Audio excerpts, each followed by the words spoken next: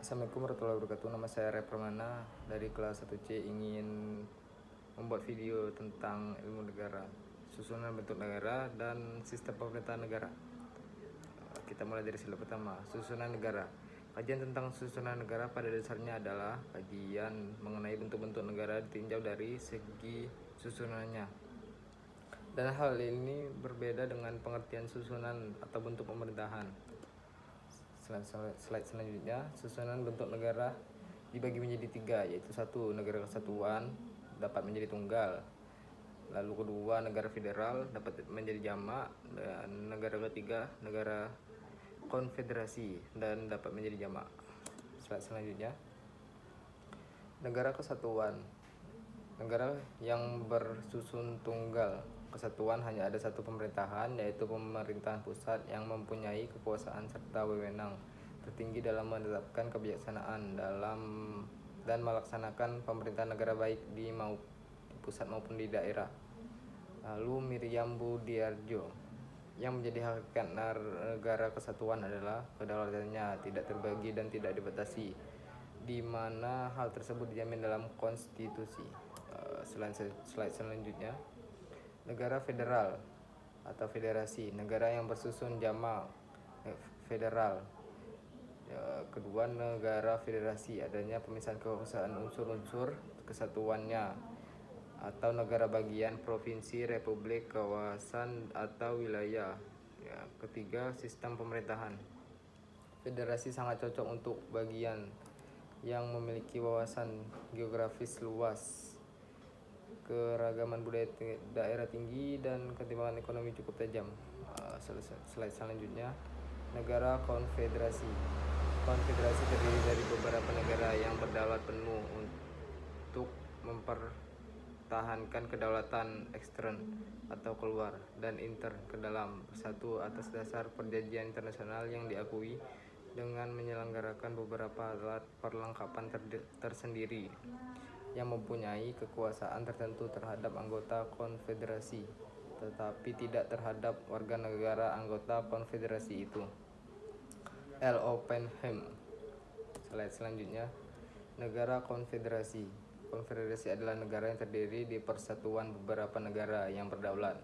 Persatuan tersebut diantaranya dilakukan demi mempertahankan kedaulatan dari negara-negara yang masuk ke dalam konfederasi tersebut.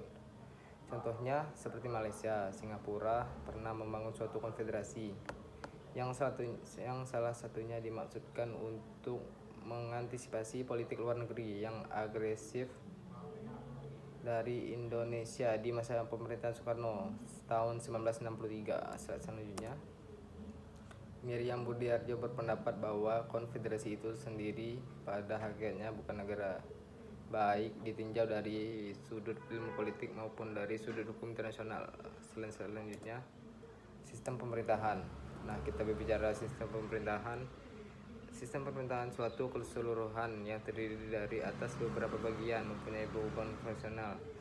Dan sedangkan pemerintahan dalam arti luas adalah pemerintahan lembaga-lembaga tugas pemerintahan baik sebagai lembaga eksekutif, legislatif maupun yudikatif.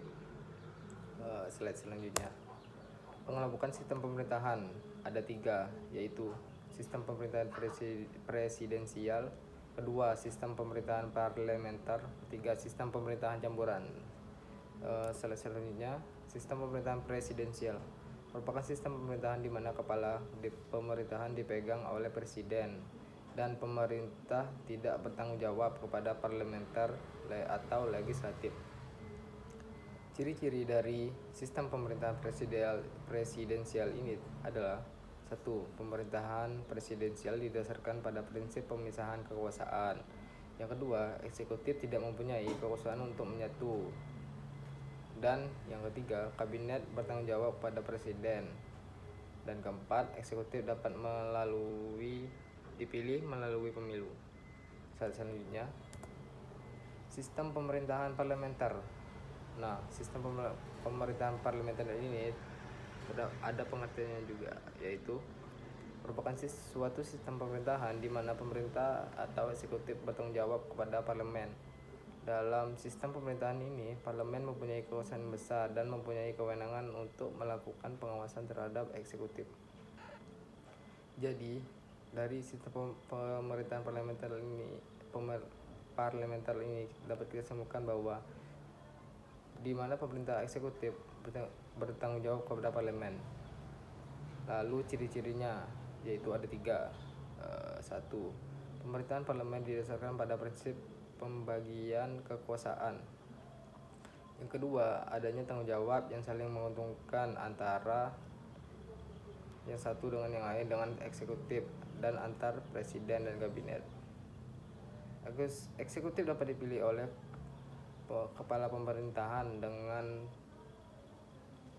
perlakuan yang lebih. Selanjutnya, sistem pemerintahan campuran. Dalam sistem pemerintahan ini diambil hal-hal yang terbaik dari sistem pemerintahan presidensial dan sistem pemerintahan parlemen ini. Selain memiliki presiden sebagai kepala negara, juga memiliki perdana menteri sebagai kepala pemerintahan. Contohnya yaitu dari yang dapat kita ambil adalah negara Prancis. Slide selanjutnya dan slide terakhir, pembagian kelompok dari sistem pemerintahan itu sendiri terdapat ada 5, yaitu sistem parlementer 1, 2, ada sistem presidensial 3, ada sistem kedaulatan rakyat menurut Undang-Undang Dasar 1945, dan keempat ada MPR, DPR, DPD, MK. Dan yang terakhir ada pemilihan presiden dan wakil presiden.